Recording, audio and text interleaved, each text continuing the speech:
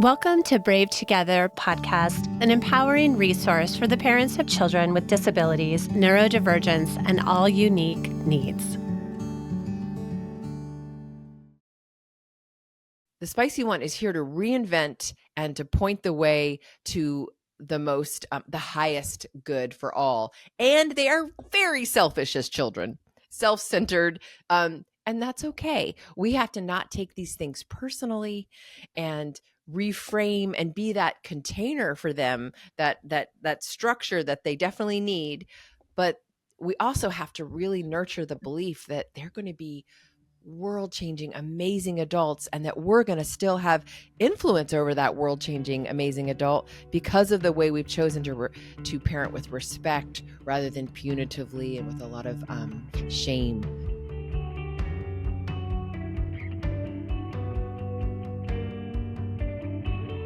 Hi, Bravies. We are your hosts for this episode, Jessica Patay, Brave Mom and founder of the nonprofit We Are Brave Together. And like always, I'm joined by my co-host, Susanna Lovell, author, life coach, and advocate for disability families. Today's episode is an interview with an expert on a topic so many of you are navigating right now: parenting strong-willed, spirited, or what our guest calls spicy kids with calm, kindness, and firm boundaries, even on the hardest days. Our guest today is Mary Van Geffen, an international parenting coach for moms of spicy ones, and she's a spicy one herself. Mary helps parents practice the spiritual discipline of staying calm and kind and firm with their strong-willed kids, especially when they don't seem to deserve it. She combines her training as a simplicity parenting counselor and professional coactive coach with deep personal experience raising both a spirited child and a mild-mannered child. Mary has transformed the lives of over 8,000 mothers through her 8-week group program and on-demand digital courses,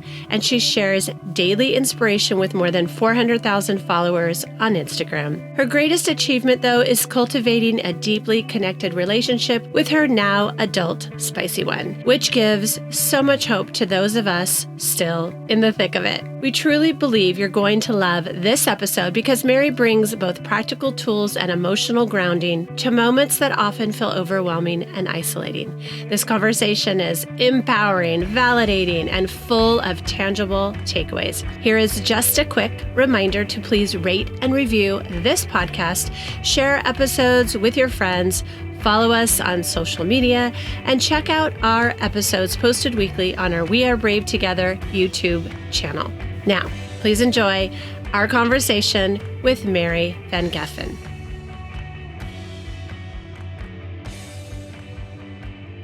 Hi, Bravies. Welcome to Brave Together podcast. We have the best guest today.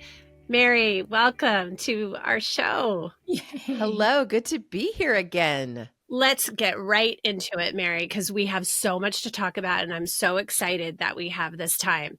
Okay, first of all, let's define what is a spicy one. A spicy one is a child who appears to need more than you have to give. So it's a difficult assignment child, and that can mean something different for so many people. The classic way that people talk about spicy ones is intense, out of control feelings, louder, too much, sort of that Enneagram 8 energy. But sometimes it can just be, this kid reminds me of my mother, and I'm not going to be treated that way again. And so we can project a lot of our own stuff onto a kid that takes up a lot of space, who speaks with their full chest, or who is moody and like full Eeyore, everything is awful, and they kind of bring negativity to our home. It's basically a child that your first instinct is like, no, this wasn't what it was supposed to look like. And in some cases, that can be a disability or a neurodivergence that makes everything harder and is very isolating because other people think, don't you just say no to this kid? It's like, oh yes, I do say no, but I do it in a way that reduces the combustion, and it's a whole logistical tightrope walk because you may destroy the whole family outing if you say no about this. And so you got to choose your no's wisely. And a lot of parents are sort of bringing their people pleasing to this intense, like future world leader. Like the spicy ones are going to be amazing justice advocates when they get older, and they're going to be the artists and the visionaries. But those are really tough humans to parent and be in charge of, especially when you're looking around wondering what people think of you and your parenting style, and thinking, as we were, a lot of us socialized, that a good mom has a well-behaved child. And that is a bunch of malarkey that I'm here to say is not true. A good mom doesn't give up, doesn't get in the car and drive to Las Vegas with no return address. She keeps showing up each morning, and she takes responsibility for the vibe she's bringing and setting in the house, regardless of what the kid is going to bring to bear today. Ooh, so good. Oh my gosh. I wish somebody would have told me 25 years ago, tell all pregnant mothers that your vibe, what you are experiencing, your anxiety, your perfectionism, your whatever it is, like all of that gets spilled out into the home. So take care of your own vibe. But it's tough because, in the very beginning, everybody has an angel baby or a baby that cries all the time. Like, we don't see any distinction, right? And so True. I hesitate to sometimes give my message because I don't want moms to feel like, oh, are you telling me I'm causing this? That Mhm. this Oh, child who maybe is a deeply sensitive, highly processing all sensations, and feeling overwhelmed, and then therefore acting out, like I'm causing this. And that's not the message, right? It's like that. It Mhm. takes a minute to get the message. Mhm. mm-hmm, Mhm. mm-hmm. Yeah, we definitely don't want to send that message. I guess I think of it in terms of, because I'm always thinking about, okay, moms, please, please, please take care of yourself. Take care of yourself. Please take care of your own mental health, right? I try to differentiate between self-care, which is very important but gets a bad rap, almost gets Mhm. synonymous with selfish, like let the world burn down so you can take your bubble bath. That's very different than self-mothering. And you can be Mm, doing the same activity, like washing your makeup off from the day. And in one scenario, you can be like, let's go, bitch, get upstairs and do what you need to do before you go to bed. You can be speaking to yourself that way, roughly dragging a washcloth across your face, noticing the lines, having this critical sort of anti-mother vibe towards yourself. Or that same thing that may need to happen. I don't wash my face, so I wouldn't know. But that same thing that needs to happen can be done in a tender, self-compassionate Mhm. way that is filling back up your tank. Like, let's go, sweetie, up off the couch. Remember, Oh. we're going to try to get you 8 hours of sleep tonight. So let's go wash this face and lovingly touching your skin. Oh, you've been good to me, face, over the last 25 years. Like, Mm. we can self-mother ourselves by our internal posture of affection for ourselves, which then spills out in our capacity and resourcefulness for our child. It's really hard to be patient and long suffering with a challenging child if we aren't first patient and long suffering with the parts of us that feel like we're not getting enough, we're not being supported. no, I just felt like my nervous system just completely calmed as you talked about self mothering, Mary. I'm curious. I'm always like wanting to make sure that I'm not doing a disservice to my child by doing something wrong. And so I'm trying to be conscious around, okay, so I want to be this person who can have so much compassion for myself and then therefore be able to reflect back that same compassion, same level, same energy with my child. But I am such a work in progress, as I believe that most of us are, right? If Mm. we're sort of awakened to this process. Not me, I'm perfect, but like, keep Right, right, telling me right, about it. right. Not you, Mary. Thank God, Mary. Thank God. Cheers We to you. finally met a perfect one. You're not teaching us Mm. what you need to learn. We know you already got it. So yeah, but I recognize with my daughter Arizona, that's her name, who is now 19, I feel like it's been this parallel journey. And sometimes, to be honest, she is ahead of me in the curve in terms of her own self advocacy and awareness. Mommy, do you need to take a break? And I'm like, don't say that to me. That's what I say to you. Right.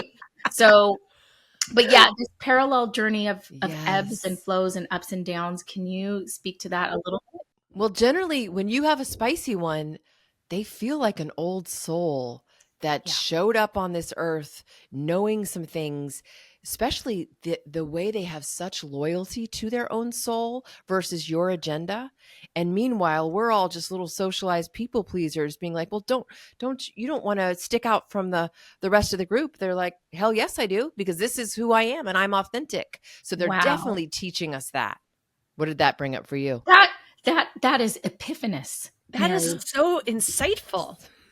I'm writing that word down. That's such a good Is word. that a word? It Epiphanous. is now. Oh No, I've never man. heard anybody say that. That they are Wow. so loyal to their own soul that Yes. they don't care if they stand out from the crowd or they're messing up the routine of the day. Like, wow, Mary. The worst thing you can say to a spicy one is, well, that's just how we do it. Mm. I don't give a rat's ass how you do it. Am I allowed to Mm. curse? Oh, Yes, yes. please. I mean, a spicy one because I'm a spicy one. My mom's a spicy one. My oldest is a spicy one. And it's been interesting to watch because some of us had more support. My mom didn't have any support. She didn't even have a co-parent who showed up. There was a lot of addiction. And so to see how she handles a spicy one while being a spicy one, and the spicy one is here to reinvent and to point the way to the highest good for all. And they are very selfish as children, self-centered.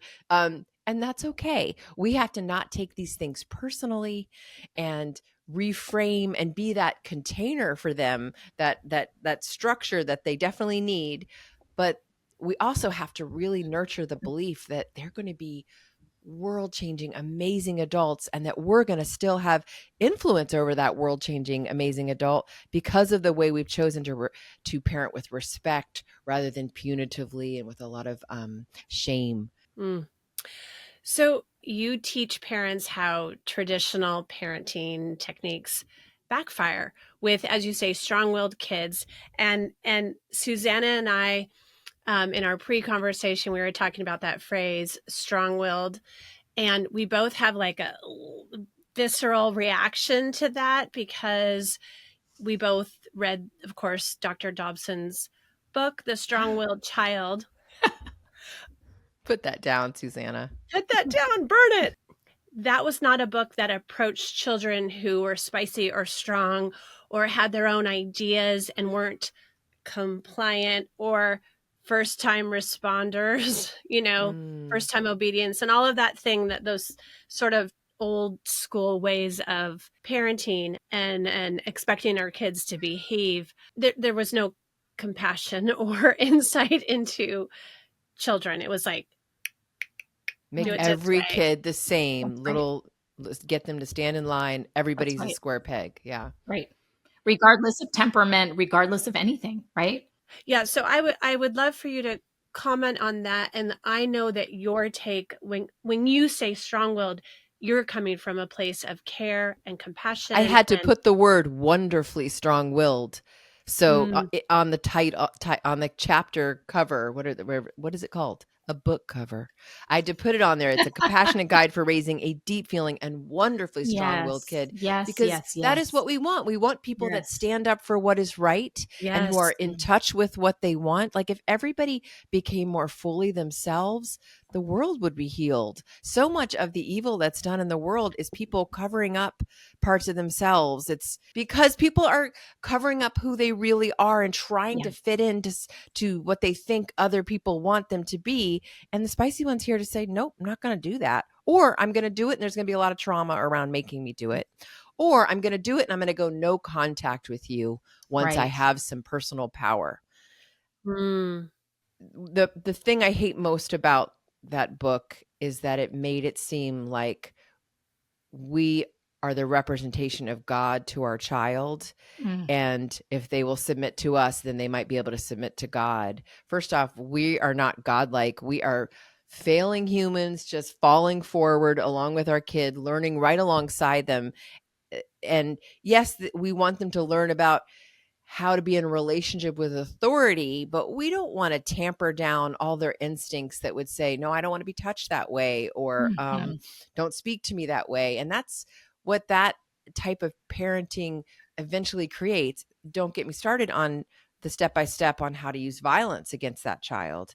There's so much research now, we can just kind of put it to bed, that shows that for better or worse, strong-willed kids or challenging kids are like orchids with parenting styles. They are much more affected by great parenting and not so great parenting. Whereas your typical mild child, they're kind of going to become who they're going to become. But the strong-willed child is so shame resistant, so focused on having personal power, that when we use punitive approaches, we create a lot of damage either in them or in our relationship.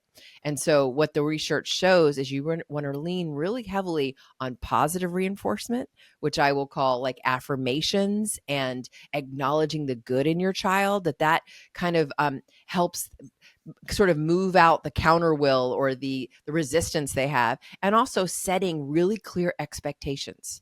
Don't assume the spicy one is going to do what you want if you haven't sort of set the scene. And so we got to become really good at being scene setters, where we say, so we're heading to grandma's house, and what does she collect? Yadro. That's right. She collects little figurines. And are we allowed to touch those?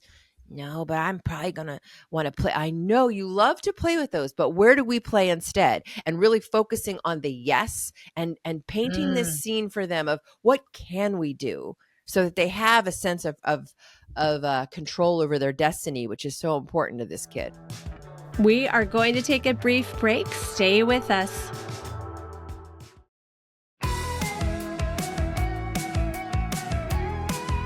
Hi everyone, it's Jessica here, and guess what? It's my birthday month, and every year at this time, we put on a fundraiser in honor of my birthday, but really in honor of all the brave moms in our community. This year, we have a matching fund of $7,500, and so every dollar is doubled. Whether you give $20, $50, $100, $500, it's going to be doubled. We will be running this fundraiser throughout the month of February. Please go to our website and go to the donate page. We will have a link in our show notes, but please donate to keep We Are Brave together going and moving forward and reaching more and more moms. Thank you.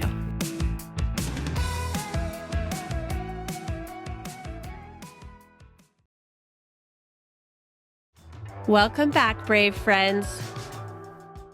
How do you respond to the questions of, well, you're too understanding, or you're too soft about it, or you're too focused on their feelings? Well, I say that I would check in on what is happening for that person, because we do sometimes confuse gentle or respectful or authoritative parenting for permissive parenting.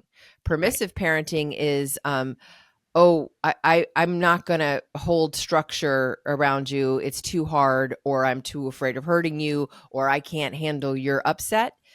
And that's not what we want. But if somebody is working to stay calm and regulated, and believing that each time they are calm and regulated, their child is, through mirror neurons and experience, learning to become that themselves, that might look permissive to somebody else, that you're staying calm, because there is this weird unspoken idea that for discipline to work, it's got to hurt. And that's not true. That's not true. You don't have to be angry to set a limit or to teach. Here's what I would say, because people love to make comments about, I would start with the shared goal that we both have. We both love this kid so much, and I really appreciate you continuing to check in with them and being an important person in their life. As for me, Mom, I'm following all the latest research on strong-willed kids and how to parent them. And so my focus is staying calm, kind, and firm. But I'm firm when I need to be, and I'm giving this kid a lot more independence than I might give another kid. And I know that's hard to see. And if you're getting overwhelmed by their big feelings, which I've come to be able to accept as a part of their journey, then we can exit this scenario. We can give you some space, because it is really overwhelming, and they do destroy the family outings often. Let's switch gears. What are you supposed to do when your child becomes violent? I know that there are many of us in this community, many of our listeners who have kids who do become aggressive.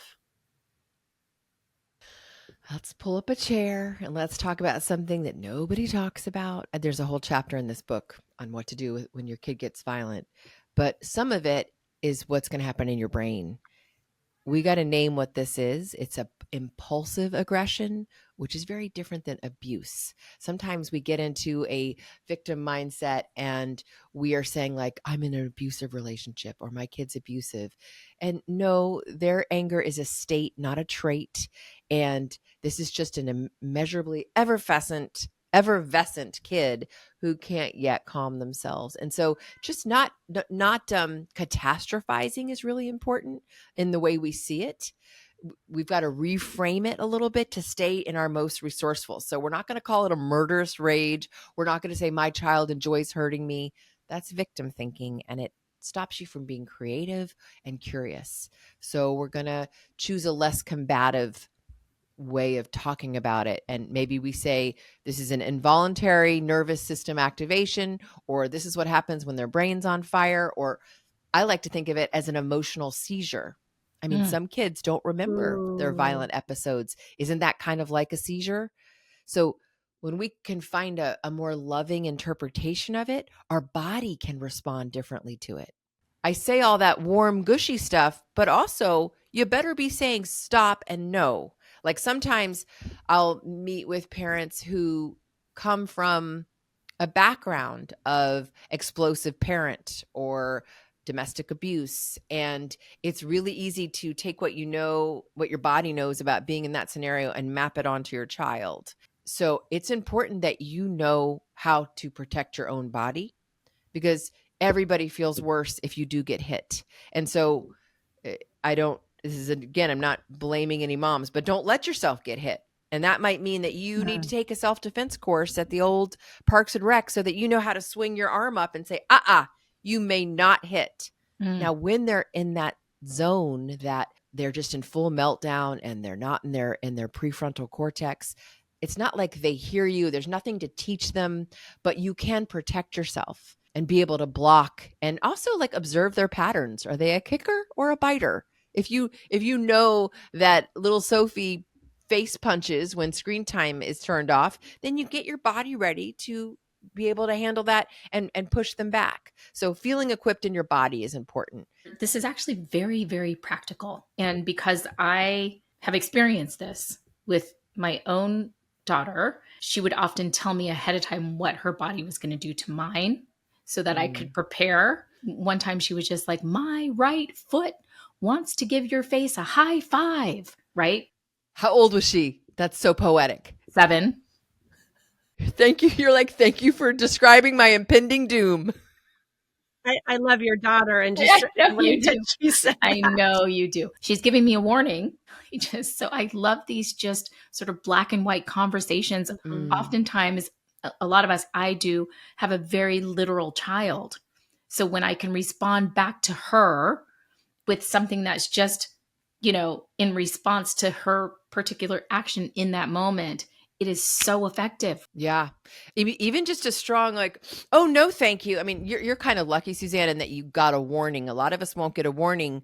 But one thing that is a little out there that I like to suggest is that we have a list of controlled destruction that is allowable in our home and that maybe we do together when we are calm, so that we can model like, oh, I think it's time to rip up some egg cartons, or it's time to throw a glass bottle into the recyclable.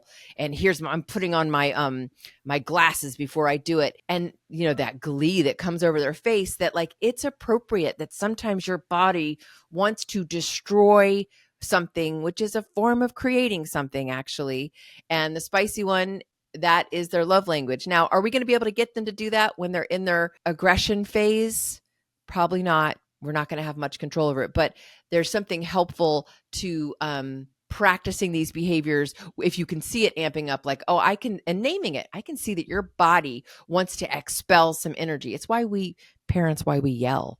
it feels so good to yell, Oh, to have yes. rushing wind through our windpipe and our diaphragm pumping. Like it makes total sense why we love it.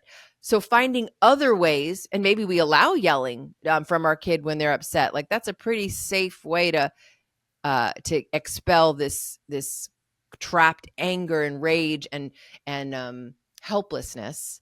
Mm-hmm. But that's another place we have to do our own work, because maybe somebody yelled at us when we were little and we're mapping that old experience onto this kid. And my goal is that through the work I do is that you would become sturdy enough to be able to handle whatever storm your child brings. And maybe that's through a visualization of being a oak tree with roots deep down into the ground that can sway and bend, but you don't break from a storm. In fact, you become stronger. Wow. And so there's a lot of mental work to this as well. So much of our own mental work. The last few things I'd say about what to do when your kid is violent is decide what your job is. Your job is not to stop their sort of tirade. It's to stay regulated through it. So don't take over responsibility. Don't try to fix their feelings. You are growing your tolerance for the largeness of their emotions. You're staying grounded. You're keeping them as physically safe as you can. You're removing anything. Your calm presence is enough, because thanks to the way humans are wired, your controlled exhales invite them to try some exhales. Does it help you're trying to de-escalate, right? You're trying to de-escalate things and somehow let their mammal brain see that they're safe, because they're scanning you. Are you predator or prey? Are you this is all Right. subconscious, right? So what can you do with your posture and your vibe, such a California phrase, to communicate you're safe?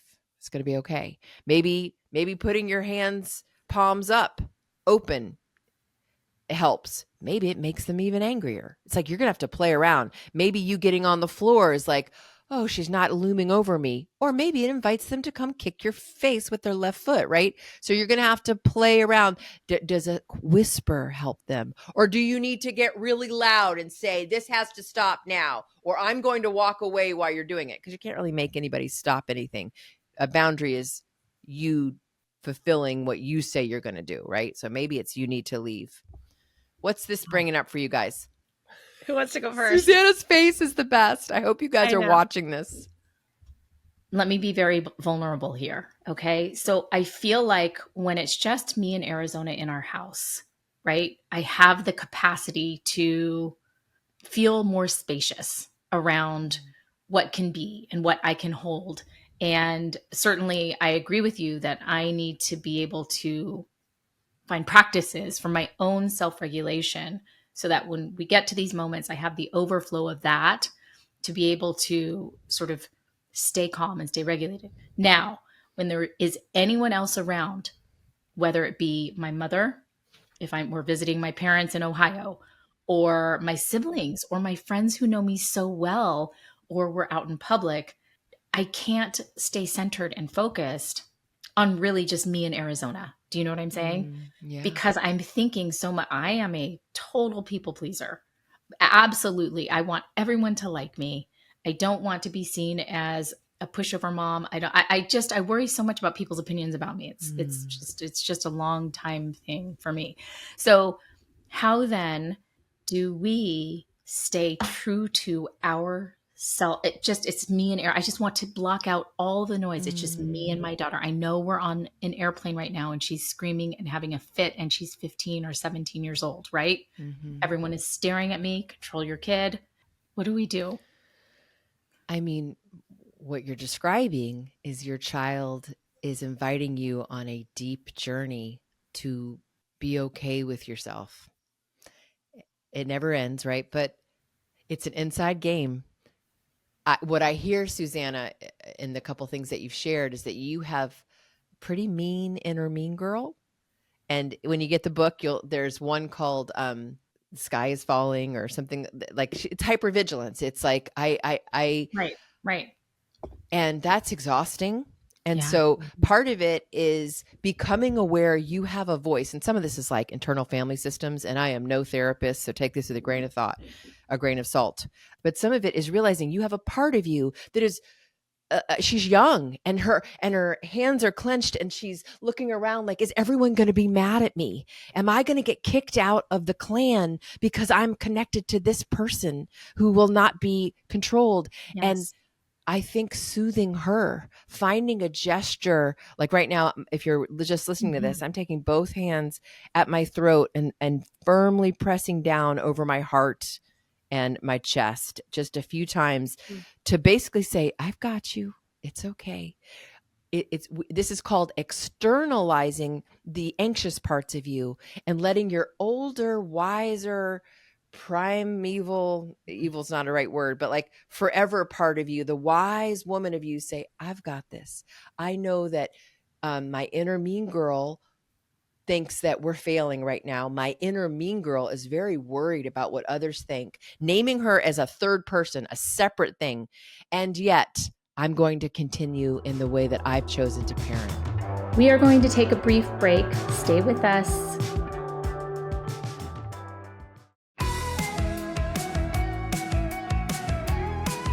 Hi everyone, it's Jessica here, and guess what? It's my birthday month, and every year at this time, we put on a fundraiser in honor of my birthday, but really in honor of all the brave moms in our community. This year, we have a matching fund of $7,500, and so every dollar is doubled. Whether you give $20, $50, $100, $500, it's going to be doubled.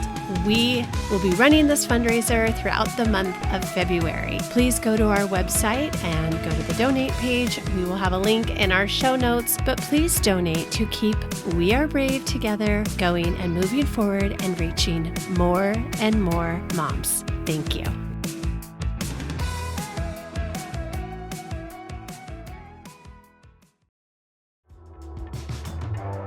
Okay, we're back, Bravies.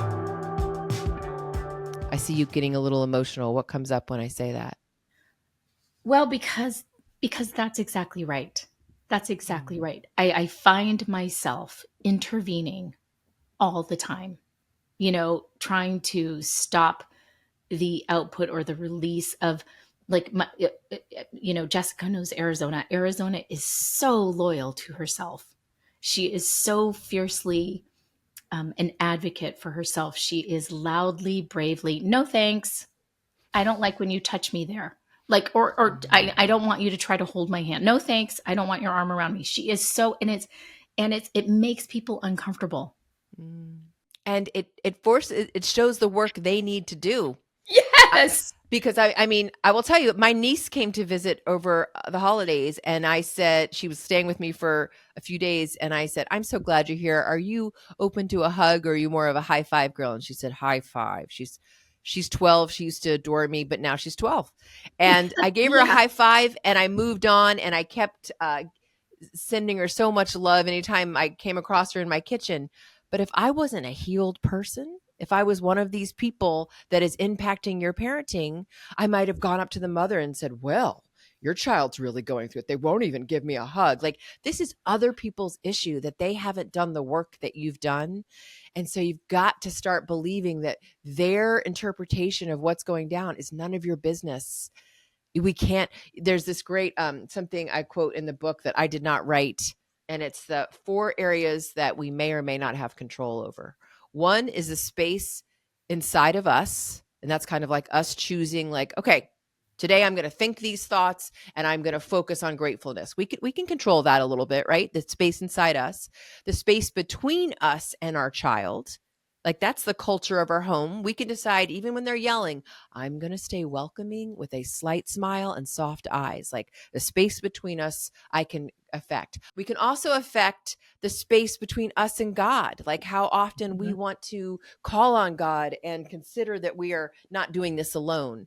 But the place we have no control over is the space inside the spicy one and the space inside others who are watching this tableau. We just have no control over it.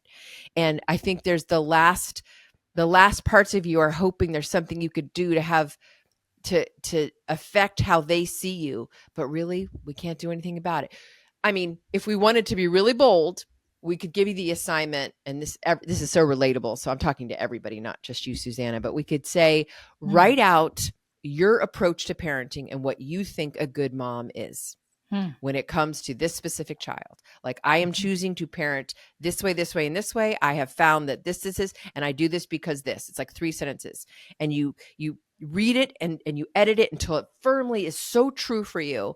And then you might need to go to those individuals outside of when your daughter is there and say, I want to have a like really frank conversation with you and share my journey and ask that you support that, or at the very least not make comments, because I'm finding that I get, it's harder for me to stay true to this when I sense you don't like it.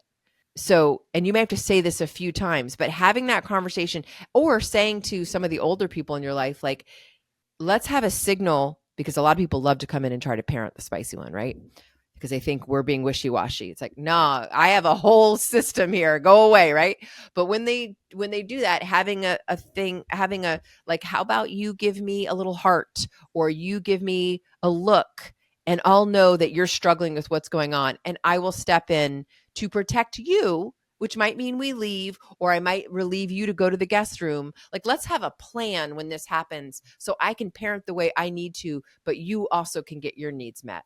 But that involves really direct conversation, which might not be your jam. I think what you're asking from us as parents, or what you are making us aware of, is that, guess what? There is an opportunity here for you as parents of spicy ones. I was also a spicy one. Why do you think I have? This was my mother's book, right? And so when I was having all of these issues, challenges with my very stubborn child, she handed me the book, right? So I think that says volumes, doesn't it? So yes, we have the opportunity to become transformed, to become awakened in this lifetime, to not be sort of a numb little ant. I don't know, marching through life, doing our duties. Man, this is so supportive and helpful. I think, honestly, the biggest thing for me to do first, and then I love this idea of writing out, what does a good parent look like for you, Susanna, raising this particular daughter, is to actually just not intervene. Just let my daughter have her conversations with everyone else, and I'm just going to stand back. Especially at 18. I mean, I don't know her developmental 19. delay. Yes, 19. Yes. But it is time for her to have the relationship she's going to have. You got to step out of mitigating that. And maybe you say it to everybody, not altogether, individual, one-on-one. These are boundary conversations are better, one-on-one. But that's very brave to say, and to even maybe, I'm going to go crazy here, maybe even apologize to Arizona and say, you know what, I feel like I've tried to manage your relationships. I've tried to step in and make you speak or say things in a way that I would. And I'm going to start giving you more independence here. And you're going to see me, my face is going to contort because this is a new behavior for me. Maybe I'll even like make a heart towards you, or you'll see me put my hands on my chest, but I am going to let you be. Yes. And because I trust you. I trust you in the relationships you're building. Yes. My mother was here over the holidays, and she's like, well, now what does, she was talking about my son, what does Bear want for Christmas or whatever? And I said, Mom, he is one, room away. Talk directly to him. By the time that they are 18 or 19, we don't need to be the go-between anymore. I mean, that's a harmless scenario, but you're talking about bigger ones. And I also want to name, like, special shout out to those who have kids with an invisible diagnosis. Yep. Yes. Because people have an expectation they should act a certain way. And a lot of us can mask and do that on behalf of society, but some cannot or will not. And I just think it's so much harder for the parent. Okay, Mary, I would love to ask, and maybe this is a different podcast episode, but what about the siblings of spicy ones? just witnessing the spicy ones, how difficult it is for the siblings and all that they feel, but also witnessing aggression.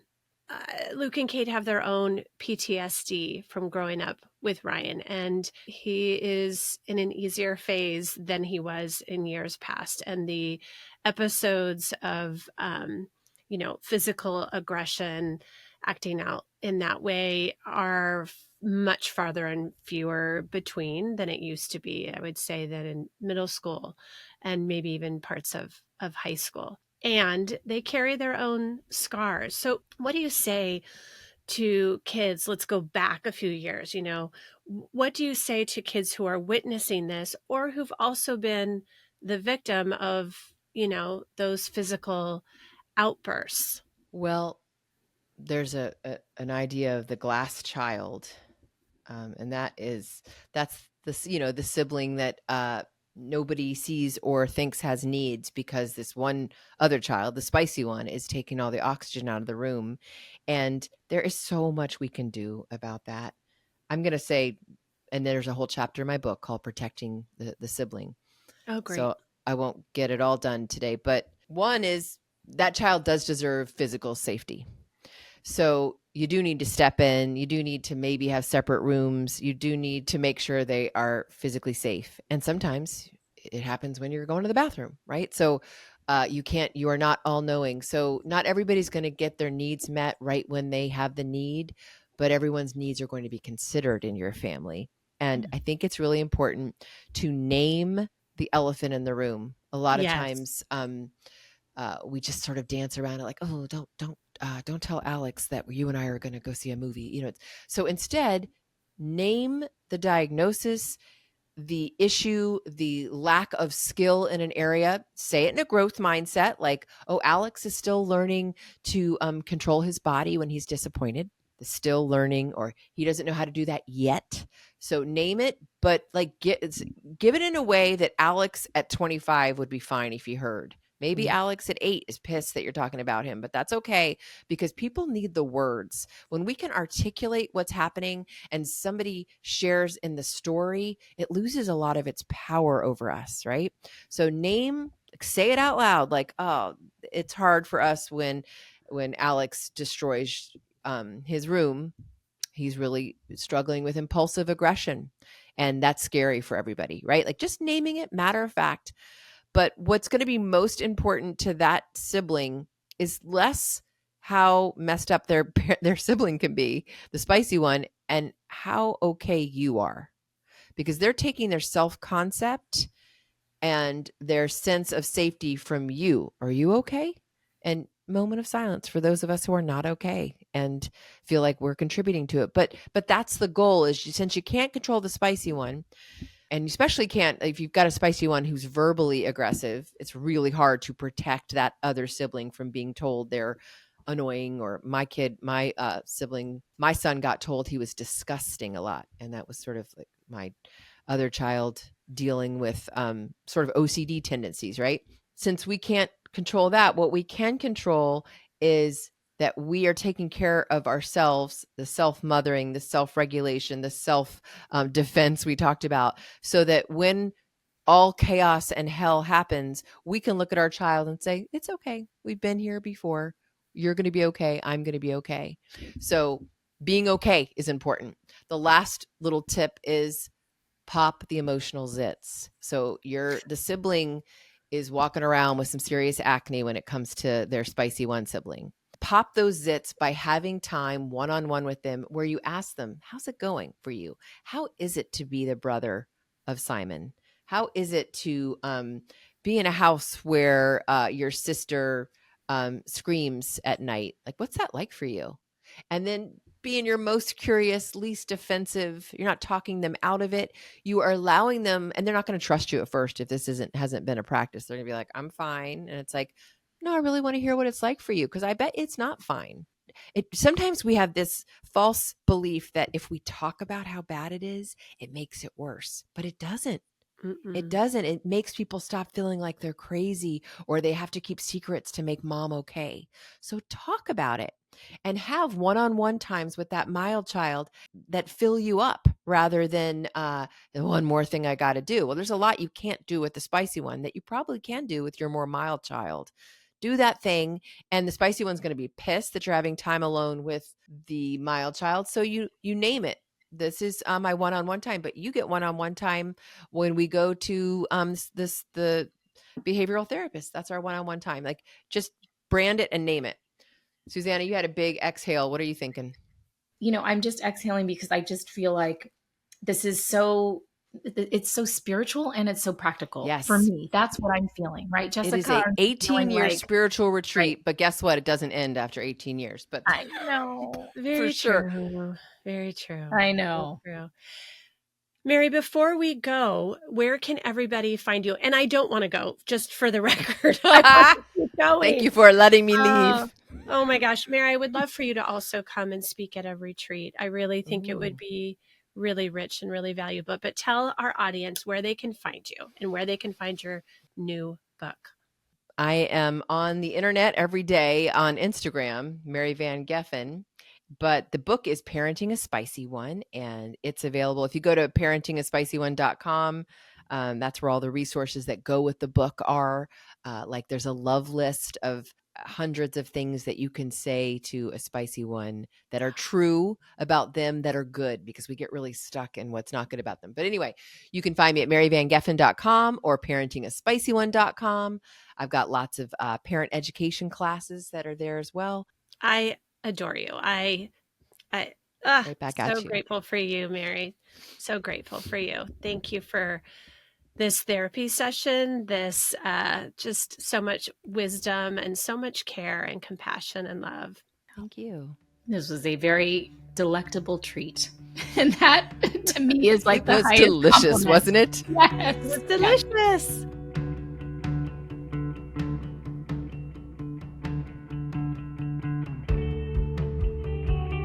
Thanks so much for listening today. Do us a favor and leave us a review and a rating so that this podcast can get into the ears and the hearts of more and more moms. Did you know that Brave Together podcast is an extension of our nonprofit organization, We Are Brave Together? We Are Brave Together serves an international community of caregiving moms, offering support groups that are virtual and in-person, educational resources, and low-cost weekend retreats. And we have published our first anthology of caregiving stories entitled Becoming Brave Together, Heroic, Extraordinary Caregiving Stories from Mothers Hidden in Plain Sight. It will encourage and validate every parent caregiver. To join us today, go to wearebravetogether.org. Our support and sisterhood awaits you.